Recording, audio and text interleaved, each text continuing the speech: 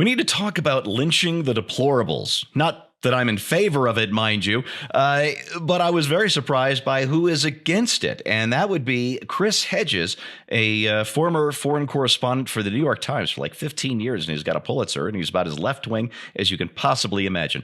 Hey, everybody, I'm Steve Green with Bill Whittle and Zoe Rachel filling in for... No. I'm Steve Green with Scott Ott and Zoe Rachel filling in for Bill Whittle, who is on assignment this week. Dayquil, I love and hate you so. Let's get back to the topic, shall we? On this very professional broadcast. The first problem was taking Dayquil. NyQuil, man. It's got to be NyQuil. That not green during the flavor.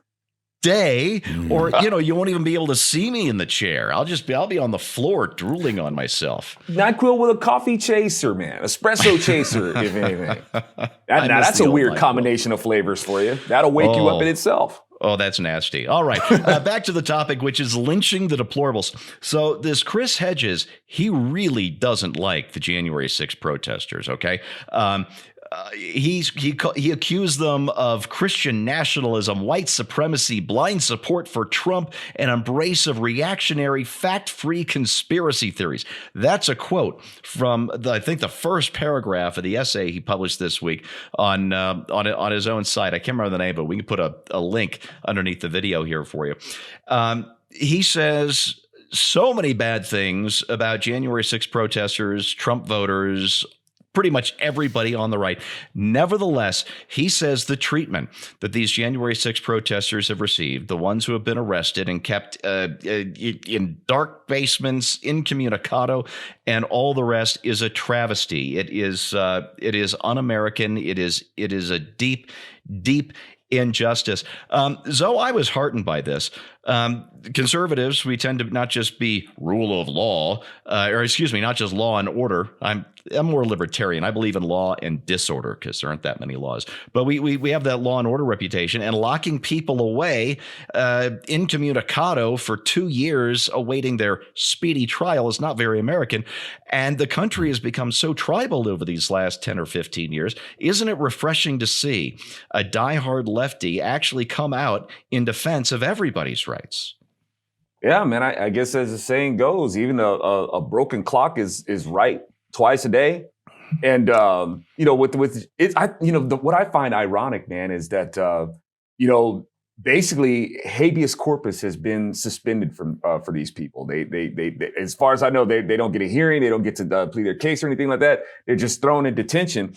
And this is the Democrat Party that is doing this, and for no good reason whatsoever. And I think what's funny is that you have a lot of people out there who think that Lincoln was some sort of tyrant because he suspended habeas corpus. And I'm like, well, what Lincoln actually did was constitutional. What the Democrat Party, and he did this against Democrats. He didn't just do this against anybody he wanted. As what the Constitution says, you participate in these acts of rebellion, this will be suspended to you. And when you have people out there pridefully saying, I'm a rebel, and we're going to wave this flag against the Constitution of the United States, well, Lincoln's just like, okay, well, you've announced that you're a rebel. You've taken up arms against us. You're a rebel, and habeas corpus will be denied to you. This, on the other hand, is not that situation, and ain't hardly anybody saying nothing about it. But somehow Lincoln, the patriarch of the Republican Party, is the guy guilty of habeas corpus and more famous for it than what's going on today. That's weird. And Zoe, and this also comes out this came out the same day, the day of the night that Tucker Carlson started running previously unreleased January 6th footage showing, the Capitol Hill police just very genteelly walking the shaman through there, guiding rioters through the Capitol building. No, there were actual rioters. And we're going to get into that in our episode this week, by the way, Steve. Good. Yeah, there were actual rioters. I'm not denying that, but it's much more complicated, and we'll get into that on Scott's episode. Scott, you're my process guy, especially on matters constitutional.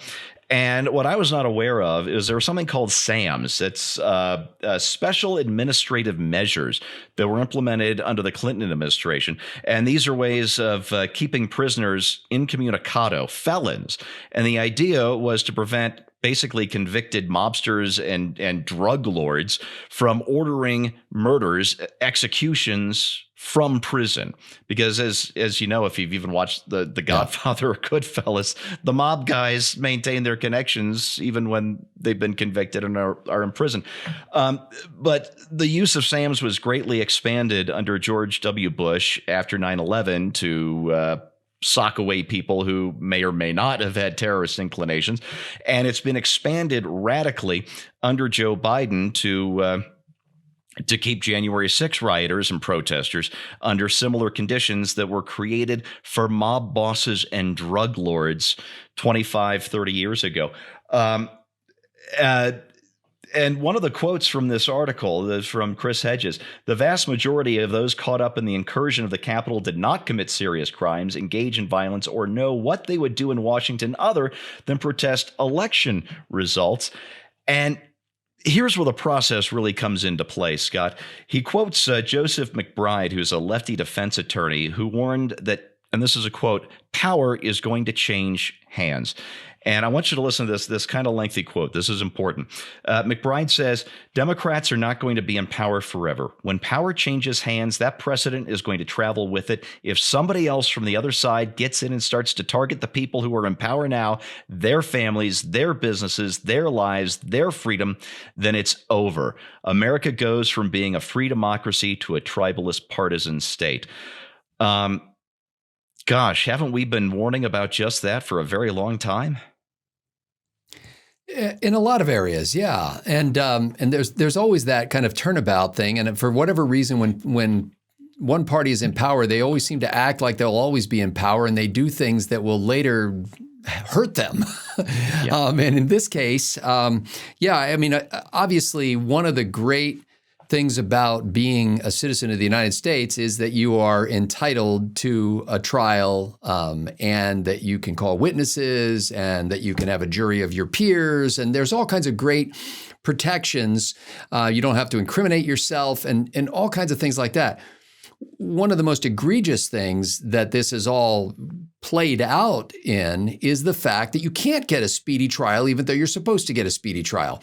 And it just seems like no matter how small the case, there's no possible way that you can say, okay, we're going to see you next Tuesday. We'll be wrapped up by Thursday, and then you'll either be in jail or you'll be on your way. There are so many situations where they need to have like an option for a fast track process where you can say, okay, this seems pretty clear cut. Nobody's contesting the basic facts of the thing. Let's move this along now. And attorneys, who, one might note, are generally not behind bars, get to just languish through this process of gathering information slowly, or rather having their assistants gather information.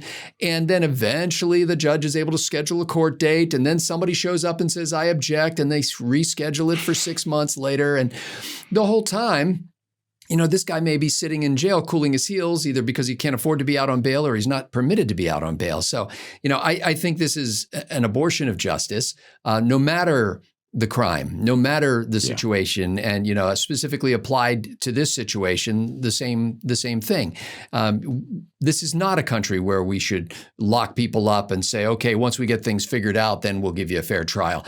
And in addition to that, when power does change hands, the hardest thing to do at that point for Republicans is to do the right thing and say, we are not the party of retribution. We are not the party who says, well, they did the wrong thing when they were in power, so now that we're enabled to do that, we're going to do it too, because turnabout is fair play. You might as well be a Democrat if that's your attitude. Yeah, it's I've seen a lot of calls that these SAMs should be reined in, but not until we get our turn doing this to them. And I got to tell you, the dark little side of me agrees, and the more thinky part of me says, no, Scott's got it on this one. Don't try not to give in to evil. Exactly. Yeah. I try not to give in to my dark impulses too often. That said, the tribalism, it's already going on. This warning that Joseph McBride issued about the future, it's going on right now. we're in a deep hole. It's going to take us. It's going to take us a lot of law and order, or at least rule of law, to get us out of it. Again, I'm of such mixed feelings about this one. All I can say is, to those people who are still rotting in jail unjustly under these special administrative measures, I'm not a praying man, but I'm praying for you guys right now. And that's your right angle on that, brought to you by the members of BillWhittle.com. Bill is on assignment. We should see him back next week. Thanks so much for watching, and we'll see you next time.